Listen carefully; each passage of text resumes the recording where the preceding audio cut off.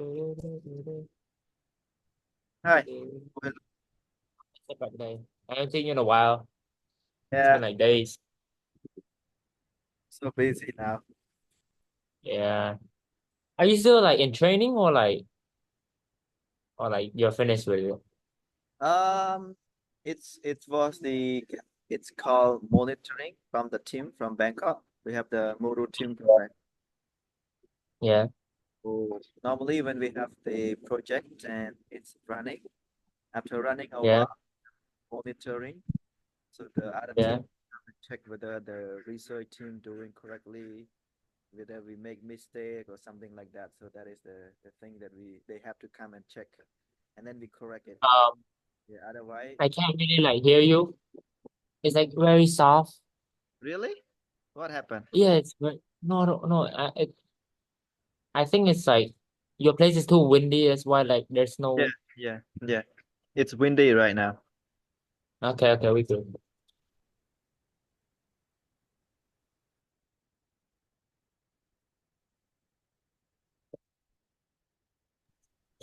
Okay, Yeah. so did you read the book?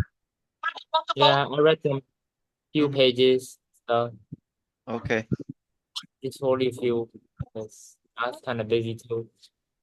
okay. And you get any Yeah. news from your family in US right now? No, they keep showing off, bro. They show me like what they eat, what did Yeah. they buy. Like I cannot find, and then they show me like where they go to, like show the building and stuff. Like it's just not fun. It's sad. Yeah. Say you jealous. Say that you jealous. Yeah, yeah. Yeah, Okay. just home by myself. But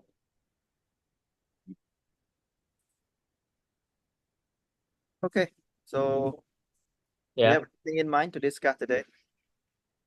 I mean, I'm up to you. I don't Okay. think that you can. I don't know what topic I can discuss about, but like, yeah, Mm, okay. So maybe we can read a book. okay, Yeah. yeah. Just read, I will listen. I take a picture too. Yeah, Okay. maybe. Go. Where do you want me, baby? Today busy.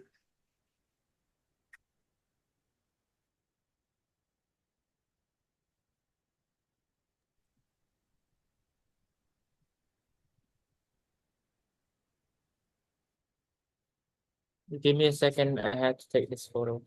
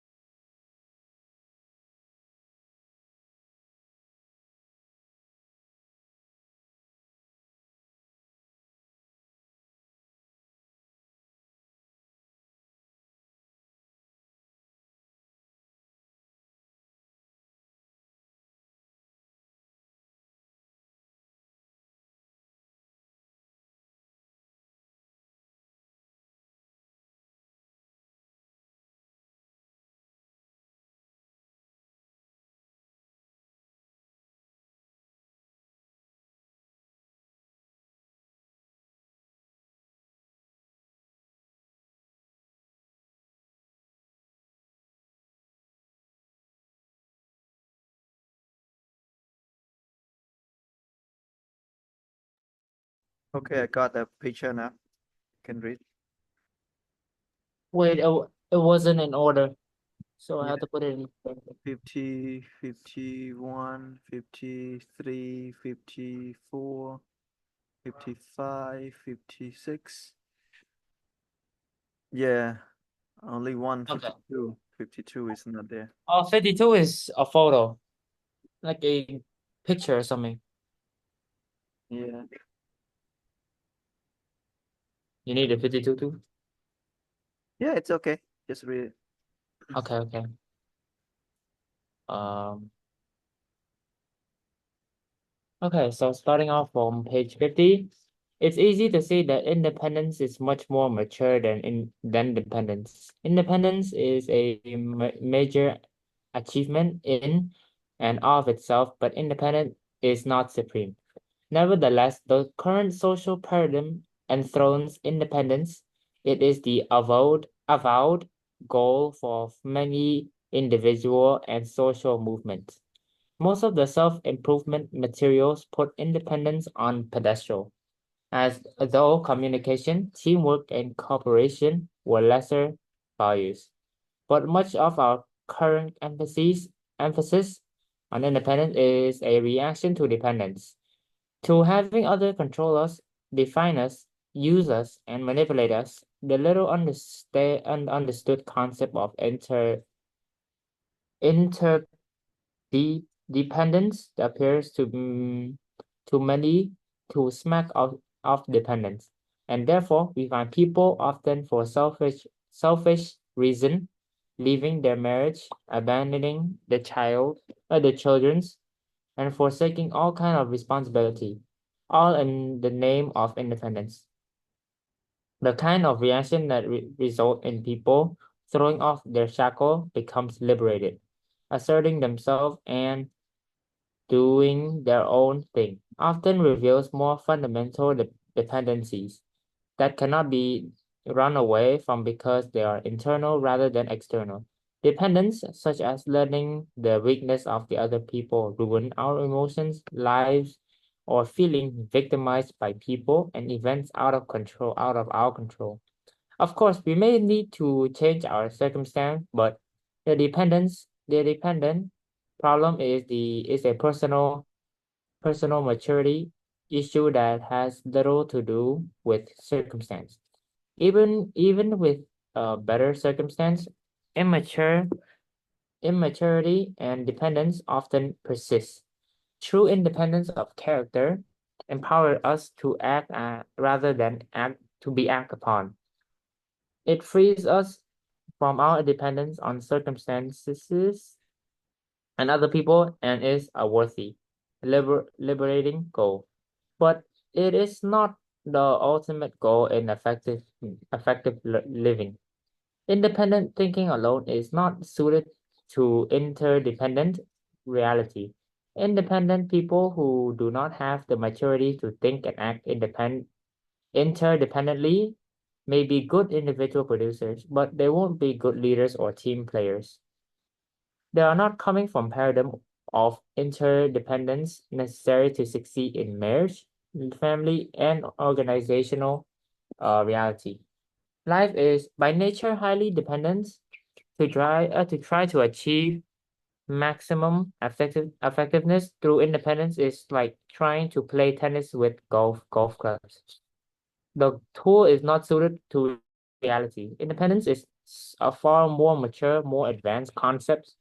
If I am physically interdependent, I am self-reliant and capable, but also I also realize that you and I working together can accomplish far more than even my best I could accomplish alone. If I am emotionally interdependent, I derive a great sense of worth within myself. But I also recognize the need for love, for giving, and for receiving love from others. If I am intellectually interdependent, I realize that I am the best thinking of other people to join with my own.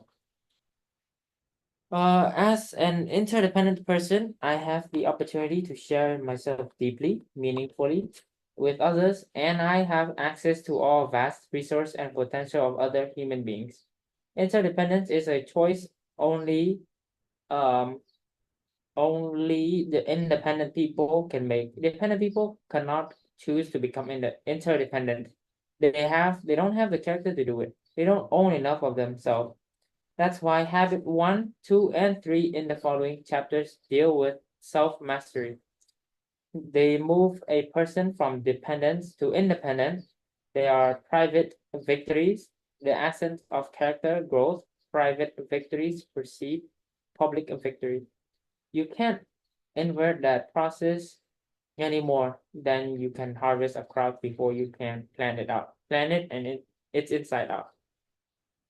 As you become truly independent, you have the foundation for effective interdependence. You have the character base from which you can effectively work on more personal oriental public victories of teamwork, cooperation, and communication in habits 4, 5, and 6.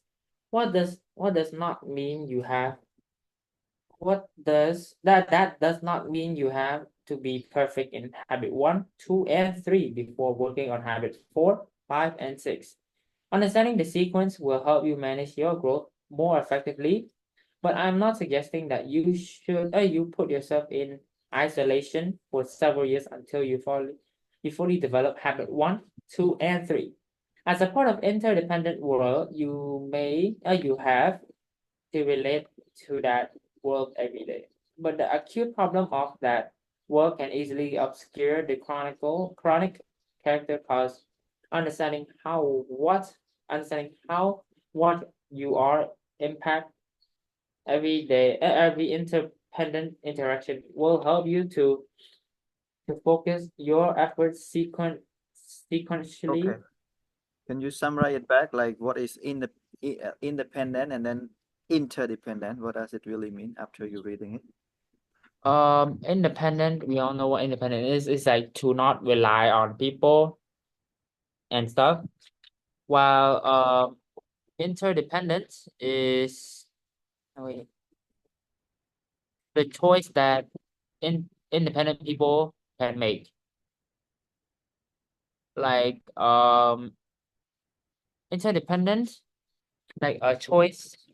Like give me you have the choice to like work on one thing by yourself.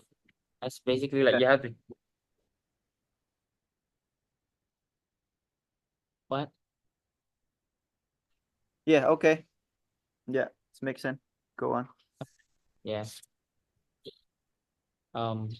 The diagram on the preceding page is a visual representation of the sequence and the interdependence of the 7 habits and will be used throughout this book as we explore both the sequential relationship between habit and also their synergy, relating relating to each other. They create bold new form of each other and even add even more to their value.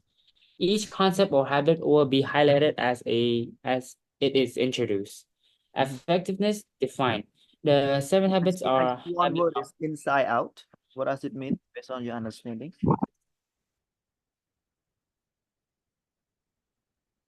You can see that's why habit 1, 2, and 3 in the following chapter is like blah blah blah until it is inside out. Can you read that again on page 51? And then you can explain like what is it like inside out.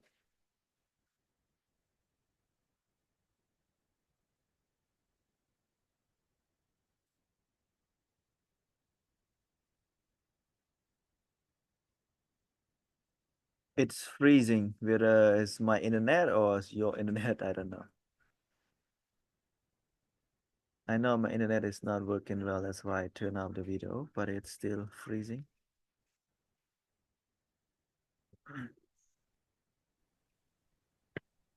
Okay. The internet or what is it? I like clone. Oh, okay. Yeah. Now it's come back. So it'll be back. It will be back later. Yeah. At the moment, I want to know what is inside out. What does it mean based on your understanding after reading. And on page 51. Inside Out. Yeah, Wait, wait, it's on the third paragraph. After that's why habit 1, 2, 3, and 4 in the following chapter deal with self mastery. And at the yeah. end, we You talk can about it invert. is inside out. What does it mean? You can read that You can't. again.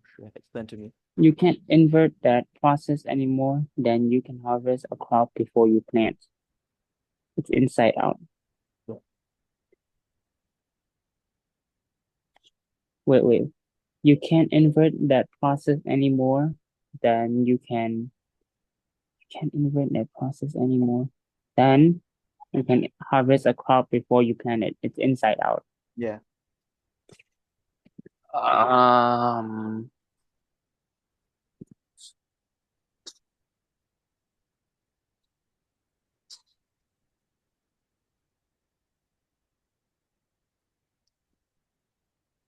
You can read that paragraph again about private victory and then public victories. Private victories precede public victories.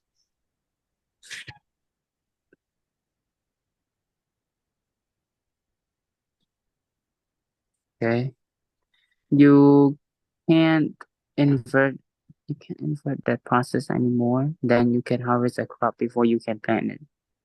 You plant it. It's inside out. I don't think I know what it is. Okay. So it simply means from the inside, you cannot do have the private victory from the outside. It is from the inside, from you, from inside of you. Okay, so habit 1, 2, and 3 is working on private victories. Private victory is about yourself. So it is the inside out.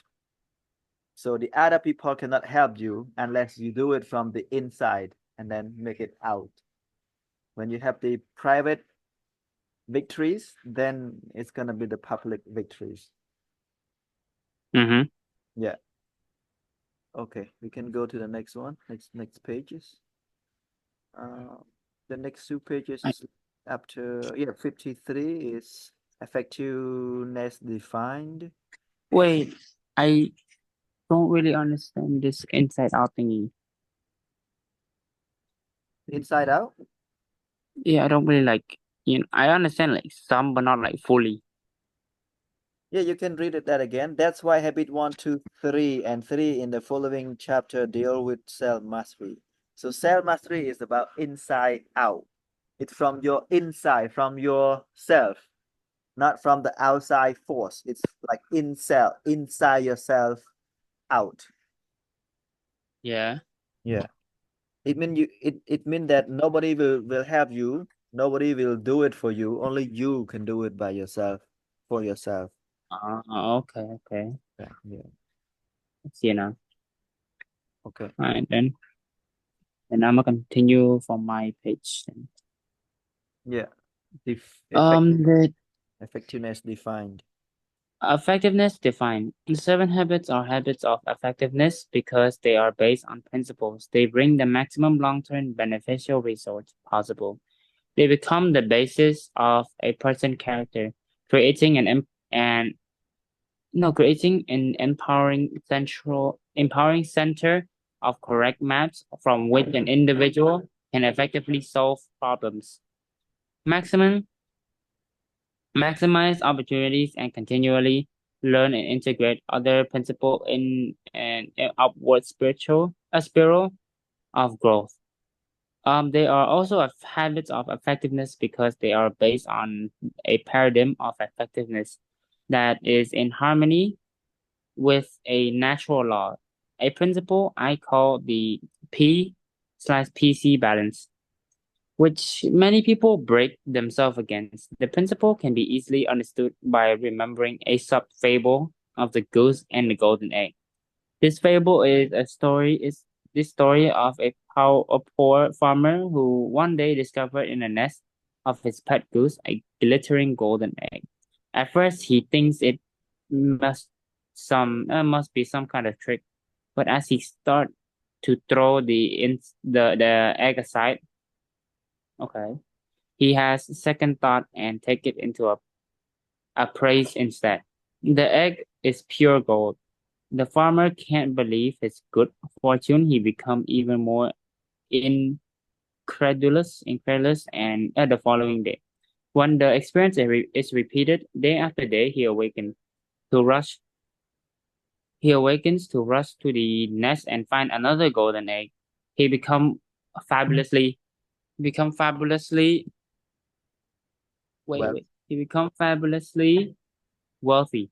It all seems to wait. Give me a second. Mukam. mhm. It all seemed too good to be true. It all seems too good. It all seems too good to be true. But with his increasing wealth come greed. Impatient, unable to wait day after day for a golden egg, the farmer decides he would kill the goose and get them all at once. But when he opened the goose, he found it empty. There's no golden egg, and now there's no way to get any more. The farmer had destroyed the goose that produced it. I suggest that within this fable is a natural law of a natural law, a principle, the basic definition of effectiveness. Most people see effectiveness from the golden egg paradigm. The more you produce, the more you do, the more effective you are. But as the story shows, true effectiveness is a function of two things. What is produced, the golden egg, and the producing asset of or capacity to produce the goose. If you adopt a pattern of life that focus on eggs or golden eggs and neglect the goose, you will soon be without the assets that produce golden egg. On the other hand, if you only take care of the goose with no aim towards the golden egg, you soon won't have the wherewithal to feed yourself or the goose. With effectiveness lie in the balance. What I call the P+PC balance. P stands for production of desired result, the golden egg. PC stands for production capa, capability, the ability or assets that produce golden eggs. Mhm. Three kinds of assets. Basically, there are three kind of assets: physical, financial, and human. Let's look at each one in turn. A few years ago, I purchased a physical asset, a power lawn mower. I used it over and over again without doing anything to maintain it. The mower worked well for 2 seasons, but then it began to break down. When I tried to revive it with service and sharpening, I discovered the engine had lost more than half of its original power capacity. It was essentially worthless. Had I invested in PC, in preserving and maintaining the asset, I would still be enjoying its P, the mowed lawn. As it was, uh, I had to spend far more time and money replacing the mower than I would have spent that had mower that then I ever would have spent had I maintained it. It simply wasn't effective. In our quest for short-term returns or result, we often ruin a prized physical asset, a car, a computer, a washer, or dryer. Even our body or our environment, keeping P and PC in balance make a tremendous difference in effective use of physical assets. It's also powerfully impacts the effective use of financial assets. How often do people confuse principle with interest? Have you ever invade principle to increase your stand of living to get more golden eggs? The decreasing principle has decreasing power to produce interest or income. and the willing capital becomes smaller and smaller until it no longer supplies even basic needs. Our most important financial asset is our own capacity to earn. If we don't continually invest in improving our own PC, we severely limit our options. We're locked into our present situation, running scared of our cooperation or our boss' opinions of us. Economically dependent and defensive again. It simply isn't effective. In the human area, the P and PC balance is equally fundamental. But but even more important, because people control physical and financial assets. When two people in a marriage and are more concerned about getting the golden eggs, the benefit that they are in preserving the relationship that makes them possible. They often become insensitive and inconsiderate, neglecting the little kindnesses and courtesies so important to a deep relationship. They begin to use control levers to manipulate each other, to focus on their own needs, to justify their own position, and look for evidence to show the wrongness of the other person. The love and principle, the love, the richness, the softness, and the spontaneity begins to deteriorate. The goose gets sicker by day. And what about our parents' relationship with a child? When children are little, they are very dependent, very vulnerable. It becomes so easy to neglect the PC work, the training, the communicating, the relating, the listening. It's easy to take advantage, to manipulate, to get what you want the way you want it right now. You're bigger, you're smarter, and you're right. So why not just tell them what to do? If necessary, yell at them, intimidate them, insist on your way. Or you can indulge them. You can go for the golden egg of the popularity, of pleasing them, giving them their way all the time. Then they grow up without any internal sense of standard or expectation, without a personal commitment to being disciplined or responsible. Either way, authoritarian or permissive, you have the golden egg mentality. You want to have your way or you want to be liked, but what happened meantime to the goose? What sense of responsibility or of discipline, of confidence in the ability to make good choice or achieve important goals is a child going to have a few years down the road? And what about your relationship when he reaches those critical teenage years, the identity crisis? Will he know from his experience with you that you will listen without judging, that you really deeply care about him as a person, that you can be trusted no matter what? Will the relationship be strong? Will the relationship be strong enough for you to reach him, to communicate with him, to influence him? Suppose you want your daughter to have a clean room. That's P, production, the golden egg. And you suppose you want her to clean it. That's PC, production capability. Your daughter is a goose. The asset that produced the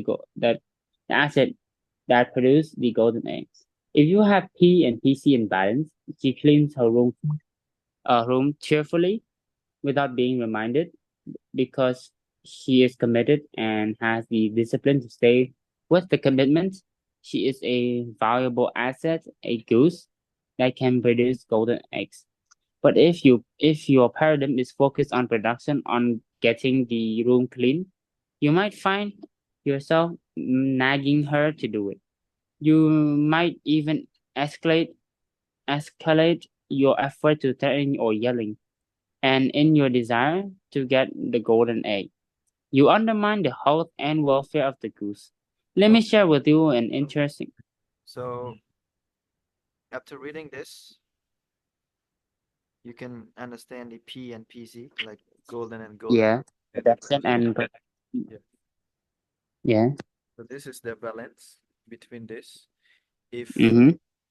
if someone want to do something, like want us to do something, and we are willing to do it, they explain us to do things like voluntarily, then Yeah.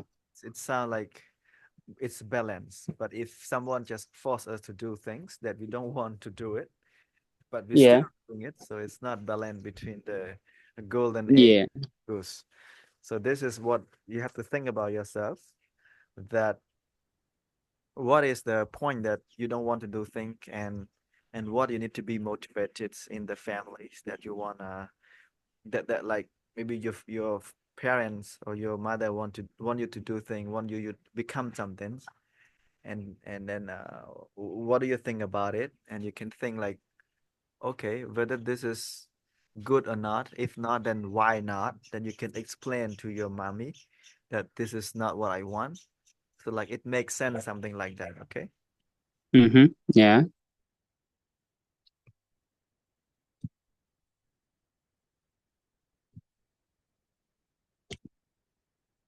Yeah. Do I like continue or Yeah, you can go on. You can go on. okay? Let me share with you an interesting PC experience I had with one of my daughters. We were planning a private date, which is something I enjoyed regularly with each of my children. We find that the anticipation of the date is as satisfied as the realization. So I approached my daughter and say, "Hey," I said, "Hey, honey, tonight's tonight's your tonight's your night. What do you want to do?" "Oh, that's okay," she replied. "No, really," I said. What would you like to do?" "Well," she finally said, "I want to do." "You don't really want to do." "Really, honey," I said earnestly. "I want to do it. No matter what, it's your choice." "I want to see Star Wars," she replied. "But I know you don't like Star Wars. You slept through it before. You don't like these fantasy movie. That's okay, Dad." "No, honey. If that's what you like to do, I like to do it. That don't worry about it. We don't always have the time. I have to do this date." She paused and then added, "But you know why you don't like Star Wars? It's because you don't understand the philosophy and training of the Jedi Knight." "What? You know the things you teach, Dad? Those are same things that goes into training of Jedi's Knight." "Really? Let's go to Star Wars." And we did. She sat next to me and gave me the paradigm. I became her student, her learner. It was totally fascinating. I could begin to I could begin to see out of a paradigm the whole way a Jedi Knight, basic philosophy and training, is manifesting in a different circumstance. That experience was not a plan P experience. It was the ser- serendipitous fruit of the PC investment. It was bonding and very satisfying, but we enjoyed the golden egg too. As the goose, the quality of the relationship was significantly fed. Organization PC. One of Okay. the most immense. So after What? that conversation, so what do you think about the, like, starting from the conversation, and then that, and his dad is agreed to go to see the movie with him?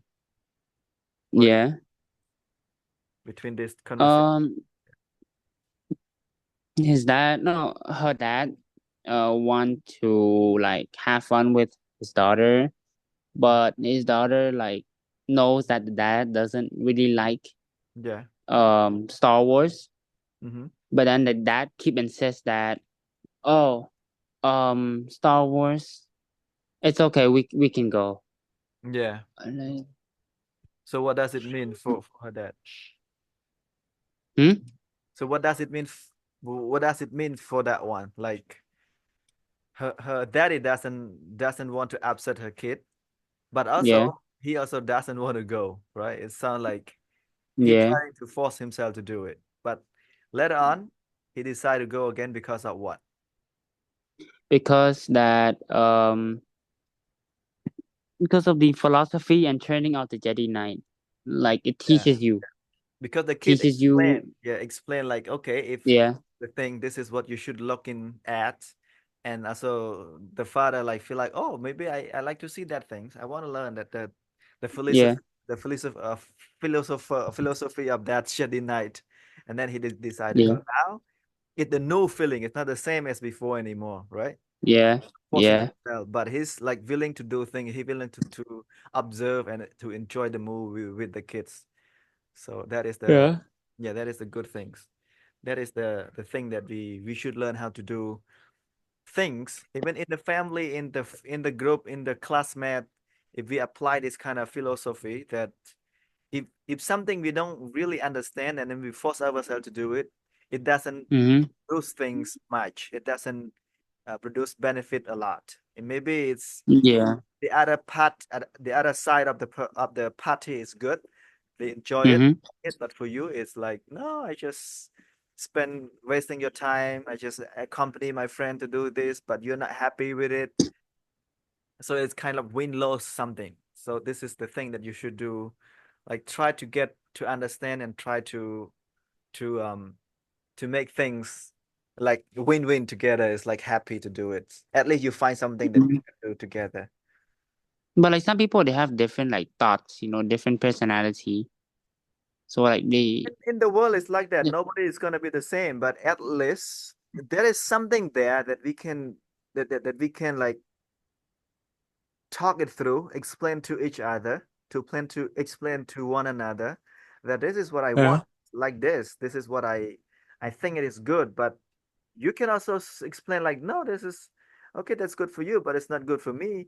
So if we not really Mm-hmm. work it through, then it's like, okay, we walk away from that one. I'm not really force I don't force myself to do it, and you don't force yourself to do it. Yeah. Yeah. At least it's at the end that we know that, okay, this is not work out for us. So we better just walk different ways. So that is the good thing at the end, at least. But for this kind of